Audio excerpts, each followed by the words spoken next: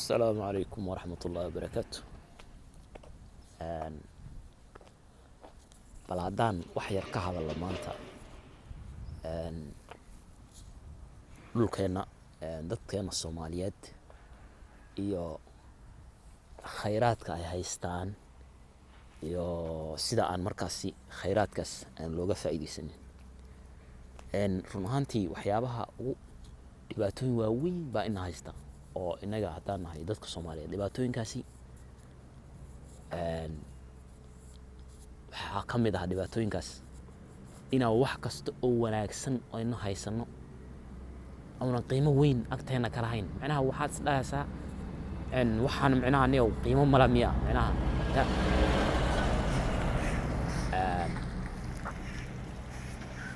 waxa aan haysano raalaada wax yar baawur qawaaqaba baawur baa mara ya meesha maraysa iyo qasaya waxaan haysano waxaad arkaysaa waqtiga abaarta markay dhacdo dhul waxaan u haysanaa dhul intu ilaahay baa dhulka inoo haysanaa intu leeyahay dhulkaas waxba kama qabsano roobka ilaahay noogu naxariisanayo oo baan ka yar faa'iideysanaa xoolaha iskaga dhaqanaa kama fikirno war bari hadduu abaar dhacdo maxaa noo tala ma jirto dadka xoola dhaqatada dhan intay isku tagaan xoolahooda u tashanaya ummaddu way tashataa fiiri haddaad haysanin dawlad wax ku qabanaysa oo noloshaada ka shaqeynaysa idinka shacabka dadka shacabka inay noloshooda ka shaqeeyaan oo iyagu intay isu tagaan xoola dhaqatada ay dhahaan war maxaa dani noo ah sanad walba kuma jiri karno abaar baa dhacday iyo xoolihii baa baaba'ay ya adduunkan maanta waxa la isku dhaafay waa qorsheynta waxa la dhaho wax la organizeeyo ina wax la habeeyo habeynta adduunka nolosha si walba u wanaagsan tahay haday noloshaasi bilaa habeyn iyo bilaa nidaam ayna ahayn nolol nidaamsan waxba kama socdaan noloshaas waxba shaqeyn maayaan dadka xoolo dhaqatada haday isu tagaan nidaam ha samaystaan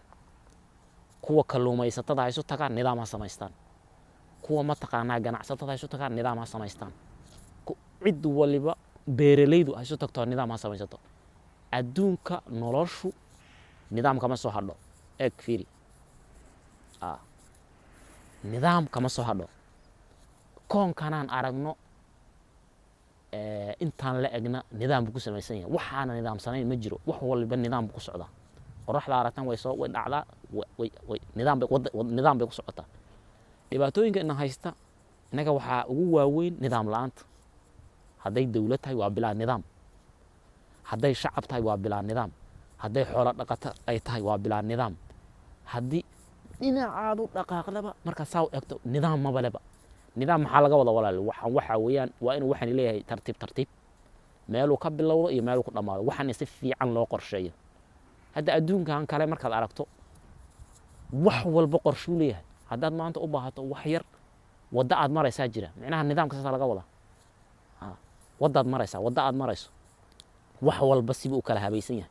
xagga mar halka ka dhac warqada buuxi halka tag xagga waxa ka soo qaado okay xoolaha dhaqanaysa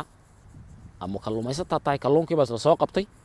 kalluumaysatadii intay fikirto isu tagto ma dhahayso war aynu meel yar oo qurux badan dhisano oo aynu samaysano ma taqaanaa meelaha oo meel aan kalluunkeena ku kaydino kalluunka ku kaydsano macnaha markaa saa u eegto waxaa leedahay niyow wax walba ibir hadday dawlad tahay dadka wax fiican ay u qabanayso dadka nolosha aasiga dadka laga dhisaa ma jirto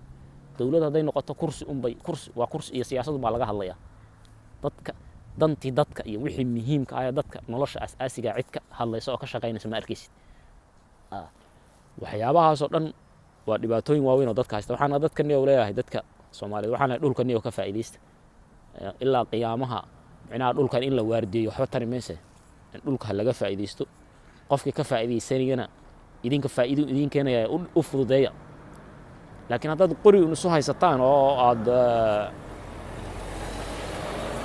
haddaad qori isu haysataan maxay faa'iideysaan qofkii dhulka intuu yimaado dhulka idinka faa'iideyn lahaa ama idin tusi lahaa sidii loo noolaado meel yar hadduu intuu yimaado dhul ka samaysto qoryaal lagula soo ordaya markiiba dhulka annaga leh iyo asagna waxba kama qabsanayo waa dhulkaas ka cidlada marka iyo walla fikiro sidaan u noolahayna waa khalad sida maanta loo noolyahay dadku nool yihiin wax badan laga bedelo aad baan idin salaamaya